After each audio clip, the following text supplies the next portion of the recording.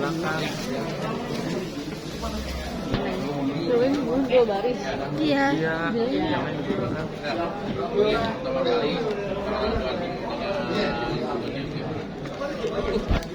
Happy banget. Antonio bagus. Oh, kocak. Actingnya juga keren, semua pemain sih, semua pemain bantuin sama-sama supaya jadi bagus sih. Oh, jadi kalau nggak bisa suhu banget ya, nggak suhu banget. Jadi kayak waduh gimana caranya bisa seimbangi dan belajar banyak senior.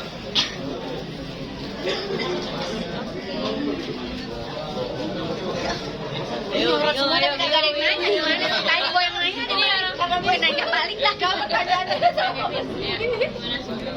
Gimana sih cara buat karakter? Kalau aku pribadi sih dalam karakternya pasti ada reading, ada workshop segala macam, lama-lamaan bisa bangun chemistry sendiri sih. Seiring berjalannya waktu juga warisan juga sering bercanda dan seringnya kita bercanda ngobrol atau ya otomatis ya biasanya langsung ketemu aja sih. Benar banget. Simpel lebih Ada grogi nggak sih? Berada di sini.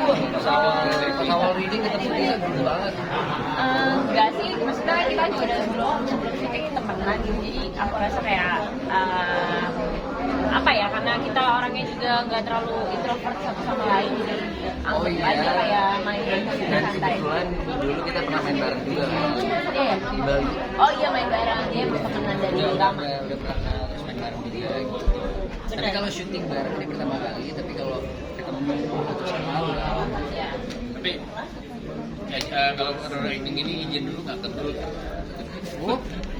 Kalau orang kan udah profesional, ya udah mengerti lah. Kita kan pekerjaan kita seperti ini, terus mereka juga sangat mengerti dan kita bekerja secara profesional. Setuju. Ide. Jadi bisa ada momen yang nggak dilupakan nggak sih? Yang bisa selalu syuting. Kalau momen gak dilupakan, itu pastinya saat kita satu scene bareng itu hampir semua scene kan kita apa ya barengan ya, rata-rata berdua gitu. Dan aku rasa kayak harus ada bangun chemistry juga, ada scene romantisnya juga, scene komedinya juga. Jadi ya itu diobrolin sih sebelum mulai take gitu.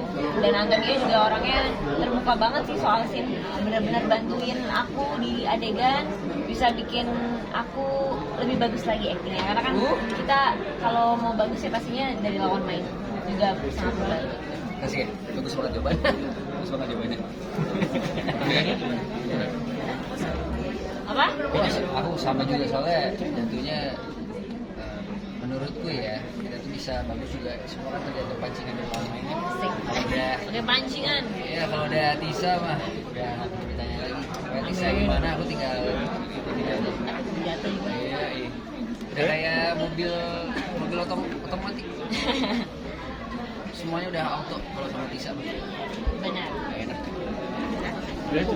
Oke, terima kasih. Terima kasih. Kak Tisa, update dikit Kak Tisa. Apa tuh? Soal kemarin yang rame di podcast yang maghrib gimana tuh Kak Tisa? Aku nggak tahu. Aku kamu sendiri kan sebagai mau megang resto nih, kamu sendiri kan suka masak nih. Oh bener banget, aku suka Hobi masak. masak kamu sendiri nih Kak Tisa. Aku suka masak, masak buat bekal untuk lokasi. Bahkan waktu sebelum syuting Alpha Girls tuh aku bawa bekal dari rumah untuk masak-masak, makanya di lokasi. Dan ada sedikit sedikit dejavu sih gitu, mengerjakan Alpha Resto gitu sama apa yang aku suka gitu. Kamu sendiri suka masak dari kapan Kak? Mungkin relate sama Alpha Resto sendiri. Aku suka masak tuh dari lama gitu. Emang kebetulan keluarga aku itu membiasakan diri untuk anak-anak perempuannya. Begitu pula juga anak laki di keluarga aku tuh untuk bisa masak. Pertama-tama tuh ya telur ceplok dulu, telur dadar dulu gitu. Sisanya nanti ya berjalan dia belajar sendiri. Emang sengaja untuk healthy food sendiri atau emang nggak mau jajan, emang kamu nggak gemar jajan nih Kak? Aku tuh memang nggak terlalu suka jajan yang nggak sehat gitu. Kebetulan aku emang suka makan makanan yang sehat gitu. Makanya kadang kalau di lokasi syuting pasti lebih prefer cari nasi merah gitu. Lauknya ya bawa dari rumah. Gitu. Makanan apa sih yang sering kamu masak nih Kak? Makanan yang aku sering masak sih pastinya yang sering ya buat sarapan ya omelet. Omelet, terus pakai buncis, terus ada pakcoy juga, pokcoy, tumis pokcoy, terus banyak sih. Tadi saya ngomong-ngomong di by the way, fun fact kamu nggak suka nyisir nih. Hah? Katanya suka sama Oh iya. nyisir. Ini gimana sih Kak, nyisir sendiri nih? Aku nggak suka nyisir. Iya nih, tapi ini kan rambut dari hairdo ya.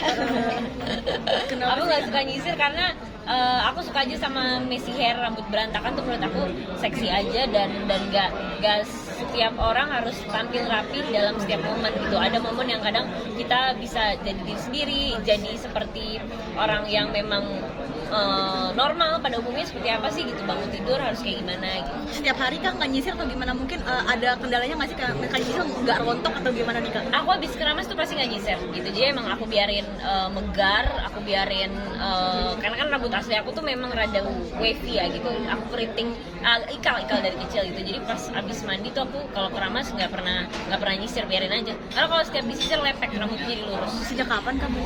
Dari kecil emang aku selalu kalau habis mandi nggak pernah nyisir. Bis, pengalaman podcast Apa? nggak menyenangkan hostnya itu gimana sih? Nggak tahu ya, itu kan lebih ke sharing aja sih gitu. Kita kan sharing sebagai sesama teman. Aku juga kenal Kak Vidi, aku juga kenal Om Deddy, dan itu sebenarnya bukan omongan yang dimulai dari aku gitu. Jadi emang kita lagi ngobrol, sharing mengenai host-host yang sekiranya mungkin bisa dijadikan pelajaran untuk aku pun kalau misalnya punya acara talk show itu lebih menghargai bintang tamu. Untuk perawatan rambut sendiri Kak Tisa seperti apa sih? Apalagi kan kamu mungkin di hairdo segala macam. Kalau misalkan syuting sendiri nih suka di blow atau Iya sih, aku sering di wave, sering di styling gitu rambutnya gitu supaya bisa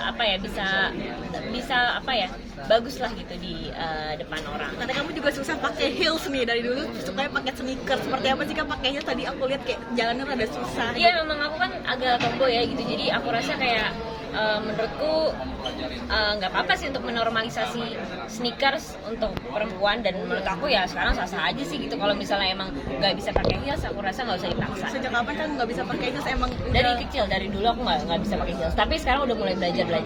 sejak kapan kamu belajar sendiri, dan mungkin seperti apa, sakit nggak sih awal? Sejak kapan ya belajarnya ya? Dari SMP mungkin ya, SMP, karena udah sering ada acara yang memang mengharuskan pakai hak tinggi gitu. Tapi sakit nggak sih kamu sendiri, mungkin lebih nggak betah pakai? Sakit sih, cuman ya gimana ya, harus dijalanin sebagai public figure gitu. Bis yang perlu host itu gimana sih? Aku nggak mau ngomong, sorry, aku salah soalnya. Tapi memang sedetail itu Apa? Sedetail itu atau gimana sih? Gak tahu, itu bercandaan-candaan kita aja sebagai teman gitu. Kadang suka ngobrol yang kayak ya aku kan kenal dan menghormati Kak Vidi, Om Deddy, dan waktu itu ada KL juga sebagai bintang tamu dan host. Jadi aku mencoba menjawab sesuai dengan apa ya yang mereka tanyakan gitu. Jadi sesuai dengan apa ya yang kita udah laluin aja, kita seneng kumpul-kumpul, seneng ngobrol ya. Mungkin emang aku bawaannya kan gitu, rame gitu orangnya. Tapi kalau pengalaman jadi host sendiri, kalau dari lu bagaimana? Kalau aku jadi host, aku sih ya biasanya sih emang paling penting untuk menghargai bintang tamu, untuk riset dulu sebelumnya nih bintang tamu kita siapa, terus abis itu kayak dia sukanya apa, dia pengalamannya apa gitu, nanti bisa kita kulik di situ supaya pada saat on camera tuh nggak ada pertanyaan-pertanyaan atau hal yang membingungkan gitu. Tapi kalian cepet langsung bete gitu masih? Enggak sih, aku santai sih. Aku orangnya maksudnya coba profesional aja gitu. Kalau misalnya di depan kamera santai aja. Tadi saya makin sportif sama Kadul nih, seperti apa sih mungkin makin sportif dan mungkin saling punya ambisi masing-masing dalam karir kalian sendiri nih. Alhamdulillah aman-aman aja sih sampai sekarang. Udah ya, kerjaan aja ya. Makasih Kak.